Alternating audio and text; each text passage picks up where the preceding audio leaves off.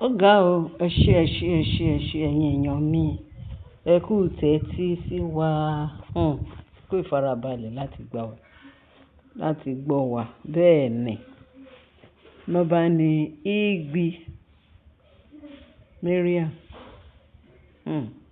Nǹkan bẹ́ẹ̀. Ṣé mọ̀ pé Mariam? Wọ́n ń pè lówè àṣọ ńlá rónú.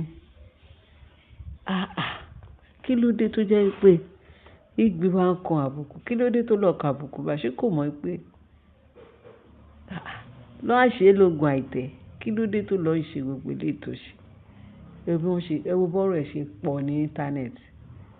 Nígbà tó mọ̀ pé ọ̀rọ̀ yìí máa lù, kí ló dé tó wá ń try láti plan evil? Ọ̀dọ́ṣà, ó ti wà nú ẹ̀jẹ̀ part and parcel pé kán máa ṣe ìkà. Ẹni tó bá dẹ̀ ń ṣe ìkà, ìkà á kà. Ẹ wo nǹkan tí Igbi ṣe, wọ́n ní àṣẹ ex-boyfriend ẹ̀. Wọ́n ní ex-boyfriend ẹ̀ là ń gbọ́ o. Àlè ẹ̀ níta. Àṣẹ àwọn tó ń kéré wa. Mariam, àṣẹ wọ́n wà ń tà. Ó mà ṣe odindi ìyàwó ọba. Odindi ìyàwó ọba. Ṣé kò sí abomination? Ṣé kò sí ìṣẹ̀ṣẹ̀ mọ́ láyé yìí mọ́ ni? Wọ́n tún tọkọ̀ fẹ́ odindi ìyàwó ọba ìlú. Lọkùnrin kan máa gbójú gbóyà níta tó ń bá a sùn pàṣípàṣí, tó ń kéré wọ ẹ̀ ní pàṣípàṣí. Ó tún ní guts. Wọ́n ní ṣe ló wá sáàfin. Ìyẹn boyfriend ẹ̀ tó ń bá kábíyèsí du ọmọ tó sọ pé òun lòún lọ́mọ. Ṣé kábíyèsí sọ pé òun ló lọ́mọ tí màá sọ pé òun bá kábíyèsí du ọmọ? Tí gbogbo ayé mọ̀ pé kì í ṣe kábíyèsí ló lọ́mọ. Gbogbo íńtánẹ́ẹ̀tì ti mọ̀ pé kábíyèsí, torí in the first place kábíyèsí ti deny pé láyé òun ò súnmọ́ débi pé kíni. Ẹ̀yìn ayé. Lẹ́yìn yẹn kò súnmọ́, gbogbo yẹn ti mọ̀ pé kò súnmọ́. Nígbà tó sọ pé kábíyèsí òun ti ń jẹ́ yẹn ẹ ṣe kinní kan pé òun wá lọ bá. Kábíyèsí lòun ò wá mọ̀ gbà yẹn. Ṣé téèyàn bá yàn ṣe ṣé èèyàn ò ní mọ̀ ni? Ó lóun ò bá ṣe o. Òun ò mọ̀.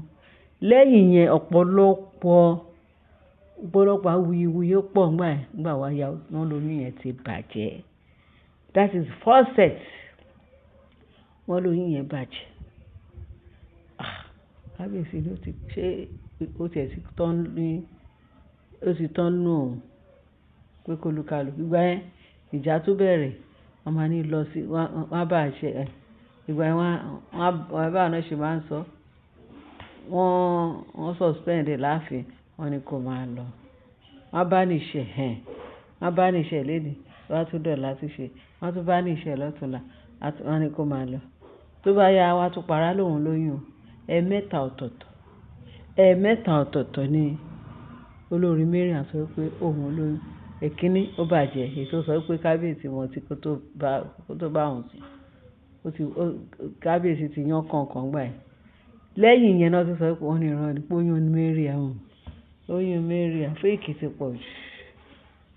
Torí pé ó wà desperate. Ó ṣẹ̀fẹ̀ rí nǹkan gbà lọ́wọ́ kábíyèsí. Òun náà fẹ́ ṣe àfarawé Naomi. Kó òun náà lè ní ọmọ. Ó rò pé bóyá ìtorí ọmọ tí Naomi bí fún kábíyèsí. Ó ní Naomi fi win gbogbo sóòlù kábíyèsí. Àbí torí ẹ̀. Kì í ṣe ìyẹn o.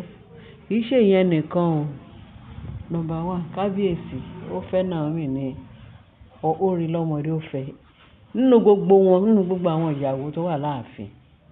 Mo sọ fún wa kì í ṣe pé bóyá ọ̀rọ̀ pé wọ́n ń yí ọ̀rọ̀ sọ àbí wọ́n yí ọ̀rọ̀ sọ àbí kéèyàn máa sọ òótọ́ ọ̀rọ̀ kó máa wọ ẹnu sẹ́gbẹ̀ẹ́ kan ṣé mọ̀ pé kò bọ́ sí. Ẹ jẹ́ ká sọ̀rọ̀ síbi tọ́rọ̀ wà.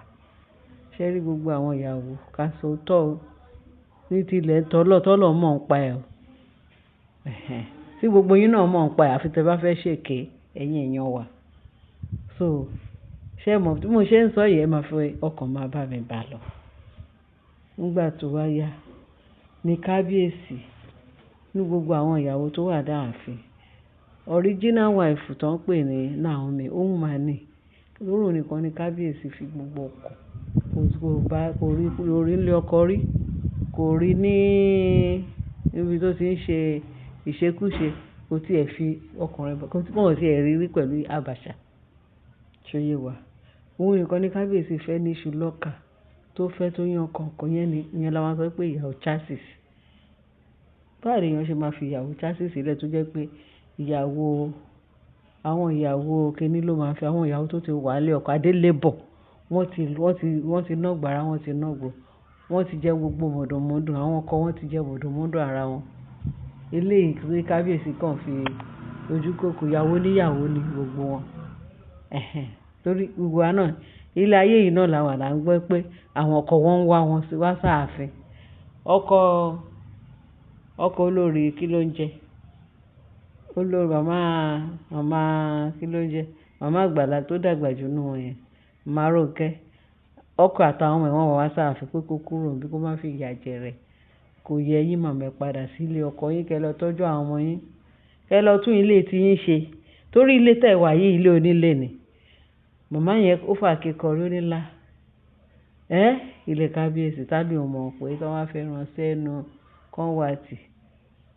Tani ọmọ yẹn wọ́n kàn wá fẹ́ da ilé onílé rú. Bẹ́ẹ̀ náà ni olórí kíná náà ń jẹ́. Wọ́n pera wọn lólórí because wọ́n ṣe ẹni tó jó lórí. Péré tó wà bẹ́ẹ̀ ni Naomi. Òun nìkan ni ló gúnlẹ̀ tó gún wá sínú ààfin. Òun nìkan náà ni ìyàwó. Wọ́n kàn lé ọmọ yẹn Ọlọ́run ló máa ṣe ìdájọ́. Wọ́n kàn lé Naomi kí wọ́n fẹ́ lé kúrò nídìí ẹrù ẹ̀ Ọlọ́run ò dẹ̀ nígbà fún wọn. Ẹ̀yin ta ló lé yín kúrò nídìí ẹrù kò sí anybody tó lé yín kúrò. Tẹ́ẹ̀dẹ̀ fi lé ọkọ yín lẹ̀ tẹ́wàá victimize Naomi. Naomi nìkan ni ìyàwó tí kábíyèsí lè sọ pé ìyàwó ẹ̀ gangan lélẹ̀. Gbogbo tí yín gbogbo ìtẹ́ ìṣe ìyàmúgbálẹ́gbẹ̀ẹ́ ni. Wọ́n ní boyfriend again tó tún ní boyfriend tó wà tẹ̀jẹ́ pé bàbá nọ́ọ̀sìrì ló tiẹ̀ tó tún bá du ọmọ àbí àtúndà. Wọ́n ní boyfriend wọ́n ní bó ṣe wá lọ́sàn-án yìí nìyẹn.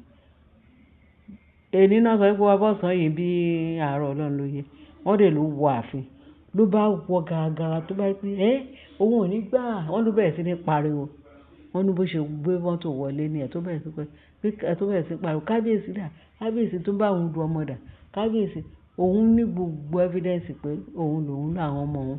Báwo ni kábíyèsí ṣe gba ìyàwó òun tó tún máa gbọ́ ọmọ òun ò ní gbà ọmọ òun lòun tiẹ̀ wá gbé sí. Ó láwọn ọmọ òun ló wá gbé àwọn ọmọ òun ló wá gbé. Wọ́n ní meanwhile ṣe mọ̀ pé wọ́n ní kí Mariam kó lọ búra ibi tó sọ pé fọ́ ìbúra ló dákú tó fi gbé lọ sí hospital tẹ́ bá gbàgbé. So àtìgbà yẹn kò tí ì dá ààfin kò tí ì wà fún wọn àtàwọn ọmọ ẹ̀. Bí wọ́n ní ẹni tó ń bá kábíyèsí tó sọ pé tó ní òun lòun ní ọmọ. Wọ́n ní bí yẹn ṣe dé tó ṣe gàràgà wọ́n ní bóyá ó ti ẹ̀ wá bóyá ẹni tó mú nǹkan ni bóyá ó dẹ̀ mú nǹkan pé kóun wá ṣe wèrè fún kábíyèsí. Wọ́n ní kì í má ṣe kékeré. Wọ́n ní gbogbo ààfin dàrú. Ta lélẹ̀ èní ni kábíyèsí wá rí tó gbójú gbéyàwó náà ààfin láti wá bá kábíyèsí pé kí kábíyèsí fóun ọmọ. Wọ́n kì í gbà wọ́n níyàwó ọ̀lẹ náà ń gbà wọ́n ń gbọ́ ọmọ ọ̀lẹ o. Wọ́n ní nǹkan tó sọ nìkan ọmọ òun wá gbé ọmọ. Báwo ni kábíyèsí ṣe máa ya ọmọ tòun ní kábíyèsí sọ pé ló fẹ́ gbẹ́sẹ̀ lé pé kí ni ṣé kábíyèsí tiẹ̀ bá du ọmọ. Tọ́n tí ẹ̀ ti ṣe verification tọ́n tí ìwé maternity wọ́n ti ṣe everything paternity wọ́n ti ṣe DNA.